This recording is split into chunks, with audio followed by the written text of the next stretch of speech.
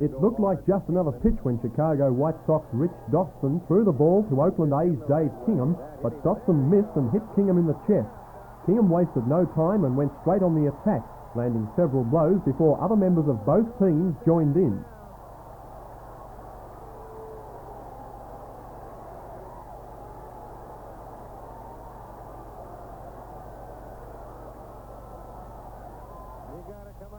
The fight lasted several minutes, and when it was finally over, Kingham was thrown out of the game. It's likely that the American Baseball League will suspend him for several games. Dotson, who pitched the misdirected ball, stayed in the game, but his team went on to lose. Final score of the game was Oakland A's 4, Chicago White Sox 1. The two teams both play in the Western Division of the American Baseball League and are strong rivals, so this is the first fight they've had this season. Standing up on that hill, and that man's got to come up there. You can come down at him easy.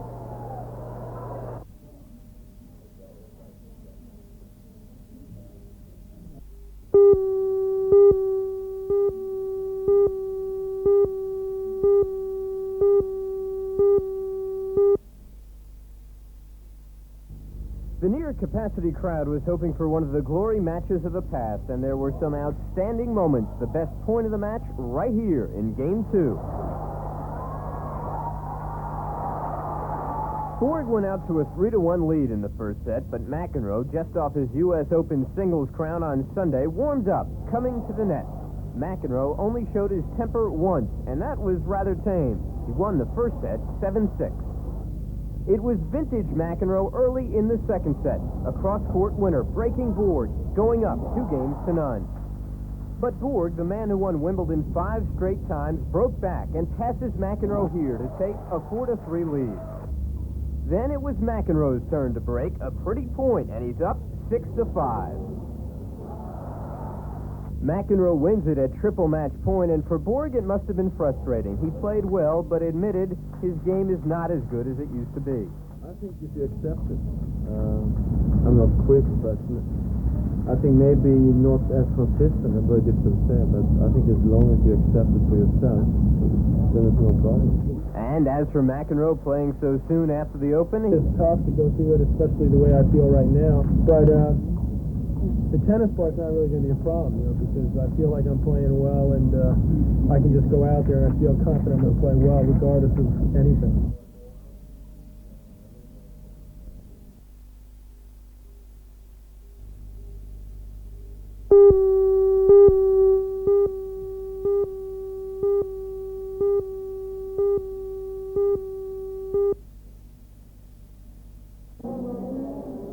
West German drivers Stefan Beloff and Hans Stuck won the 8th round of the World Endurance Championship last week in Imola, Italy.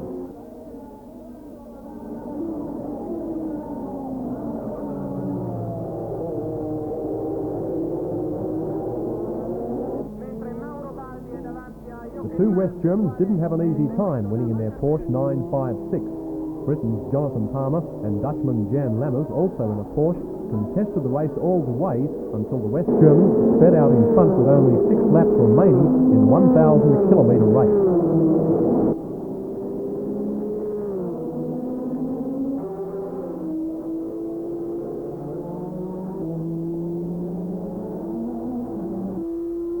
The two cars traded the lead back and forth during the almost 6-hour race as other leading rivals dropped out.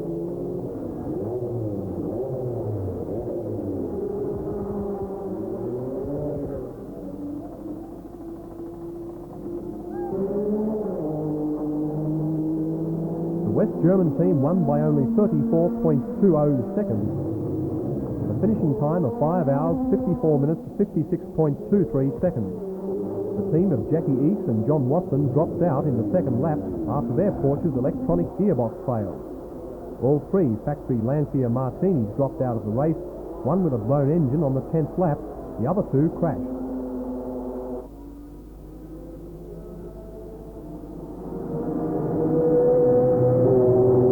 West Germany's Johann Mass with teammate Henry Pascalro of France placed 3rd in their Porsche 956. Mass leads in the overall points total with 101, Beloff is 2nd with 99, and Eakes 74.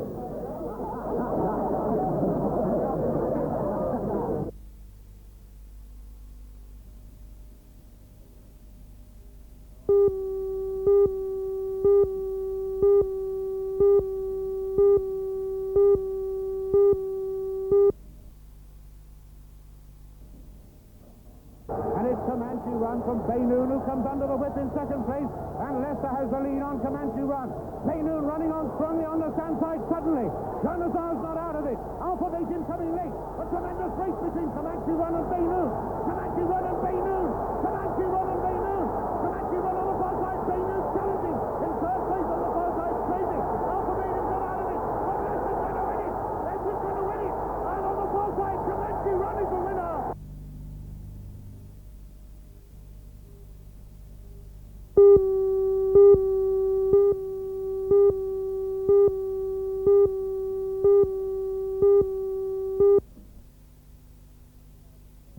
About 20,000 fans got their first taste of Indy kart racing in Canada Sunday afternoon. They saw Danny Sullivan from Louisville, Kentucky win the Sanair Molson 200. Sullivan won by 10 seconds over Bobby Rahal. Rahal had the pole position for the race and held the lead for 107 of the 225 laps. He lost the lead following a minute-long pit stop. When he got back on the track, he was behind Michael Andretti and Sullivan. Sullivan in a Cosworth Lola eventually passed Andretti and won the race.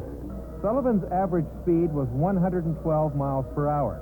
The Sanair Trioval course is a short one, and this may have accounted for the less than maximum speed the big Indy-type machines usually attain. This was Sullivan's second win in a row and moves him into fourth place in the championship standings. Mario Andretti, the current leader, finished the Molson Indy in 12th place. Tom Sneva, second overall, had gearbox trouble and couldn't pick up any points at Sanair. Third place is held by Rick Mears, who will miss the remaining races in the series following his qualifying accident on Friday. Once again, Danny Sullivan, winner of the Molson Indy 200.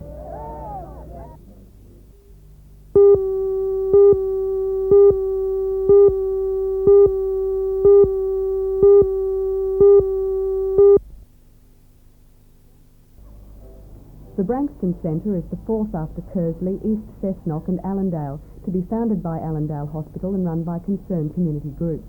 Although in its fourth week, the centre was officially opened today by Alderman Ted Trunk of Cessnock City Council. And this is one occasion when perhaps there is some way or some means that we can say thanks and provide some sort of entertainment for you and some outings for you in this twilight of life.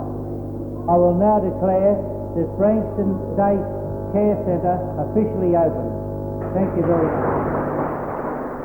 The success of the centre seems assured by the growing number of people using it. In the last month, attendance has expanded from 6 to 22 people. And today they were entertained with a very special performance by students from St Joseph's School at Abermain and the pupils of Branxton Primary.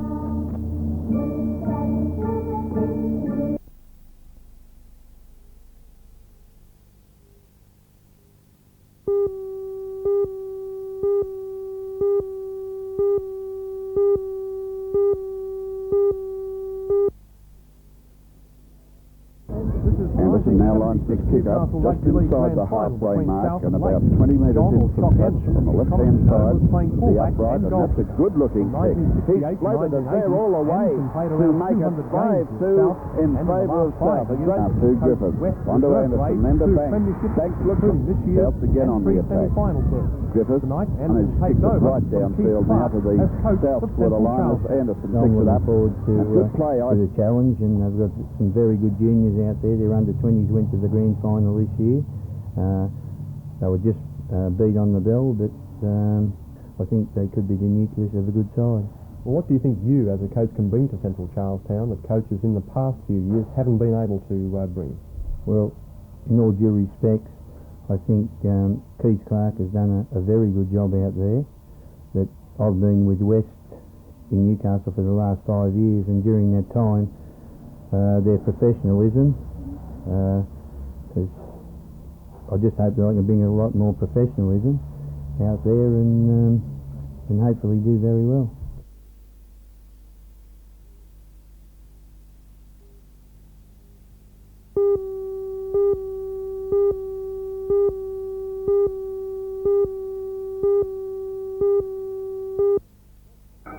At the International Sports Centre, Jesmond in the blue jumpers 5-13-43 defeated Sydney's Canterbury High in the maroon 6-3-39.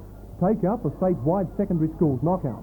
The close score was an indication of the match, with both sides showing tremendous fighting spirit and determination.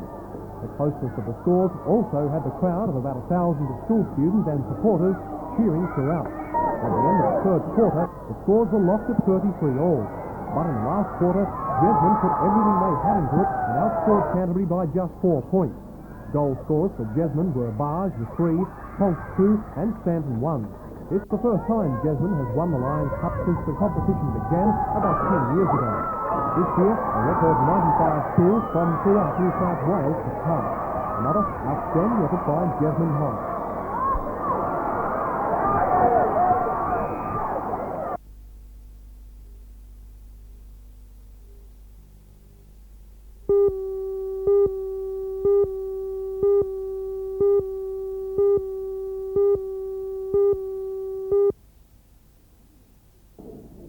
In 1983, for the first time, the National Social Justice Commissions of the Anglican, Catholic and Uniting Churches and the Australian Council of Churches produced a common social justice statement, Changing Australia. This year, the commissions produced a joint social justice statement on youth, entitled It's a Rocky Road, Young People Growing in Power. The document is in part a response to a discussion paper, Income Support for Young People, issued by the federal government early this year. Attending the launching last night, a panel of youth leaders from 3 churches, Karen Lee Cunningham, Paul Castelli, Kate O'Connor, and chairperson Ellen Davis. I think what I hope the report will do is stimulate discussion among different community groups, starting from where they're at, starting to think about our young people, perhaps starting to realise that they are discriminated against, and looking at what sort of action they can take themselves. The statement calls for new forms of agreement to ensure basic income for young people. It lists 7 urgently needed reforms in income security to provide more than just living conditions for young people. The implementation of those reforms, however, the Commission estimates would cost the government $850 million. So the document itself addresses the issue of empowerment of young people in Australian society. We think that to achieve that empowerment, young people need 3 things: a vision, a place in society, and an economic base. Without those, we could have a whole alienated group of young people.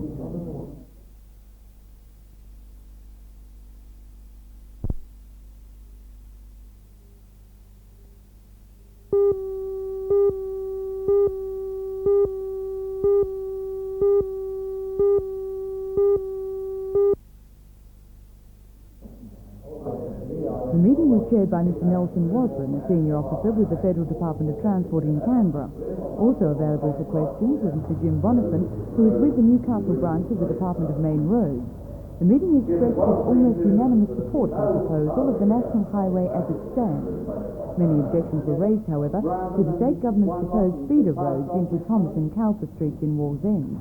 Many residents voiced their objections, saying that because of the existing heavy traffic along the road, the situation would be escalated when the roads were linked to the new highway.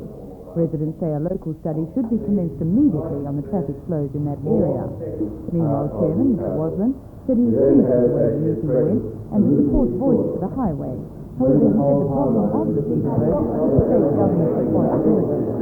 State Minister Mr Bradley will receive a report from the Department of Main Roads before the end of the year, and concerned residents groups, state and local politicians and aldermen will in the meantime meet in 2 weeks' time for further discussions.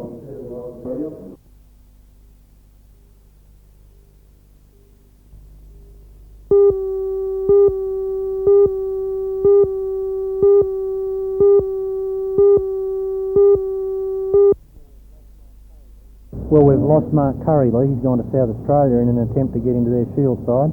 He's been replaced by young Rodney Mace, who's only 17, but we're still the side to beat, yeah. Mark Curry was one of your prominent batsmen, Oh, he was the best batsman in the town. We're expecting a lot from David Young, who's come on in his 2 seasons with us. We expect him to take over Mark Curry's mantle as the best bat in Newcastle. How have things settled down amongst the other clubs? Well, there's been a lot of movement amongst the other clubs. Quite a few of the younger players in Newcastle have gone to try their luck in Sydney, and so a couple of the clubs will be decidedly weaker, but the traditionally strong clubs, Stockton and Wallsend and Belmont, they'll be strong, and I think the surprise club this year will be Merriweather. The draw is pretty important in any sport to play at home. It's pretty significant that you get 2 games out of 11 at home. What's the feeling about that? Well, we're very disappointed because we put a fair bit of time and effort into improving our own ground. It's under our control. We play the first 2 games there, and then we play the next 9 away. When you look at the scene overall, and you've been around Newcastle cricket for a fair while now, is it getting stronger, or are we suffering from the same ills of other sports where they all are going down the road? Well, it's cyclical thing. We're not strong in fast bowlers at Newcastle at the moment, but there are plenty of good young batsmen coming along. Gary Onslow at Hamilton Wickham, Scott Carlin at Newcastle. Both of those would be good players in the future, and it's a good time for them because the district rep sides are now pretty old and need some new blood.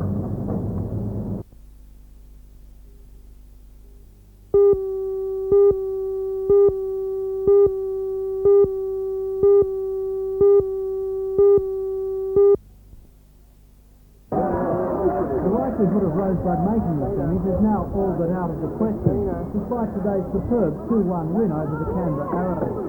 Rosebud would have to win next week's match against Wollongong by at least 6 points, and the team currently in 5th position, Blacktown, would have to lose their match against Canberra by at least 4 goals.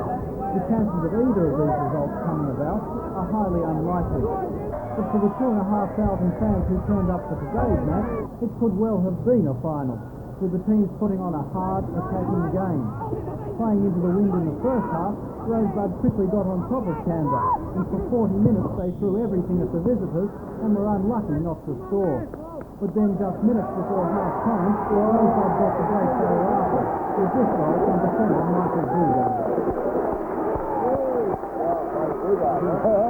After the change, Canberra brought on ace striker Frank Farina, but it was Newcastle's Steve Allen who scored with a close-range header just minutes into the half.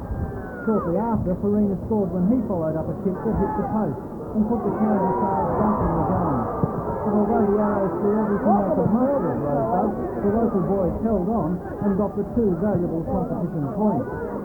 Throughout the season, Rosebud have proven they're a team of battlers, a team that can pull off a win against all odds. But now only the most daring putter would give them a chance of making the semis.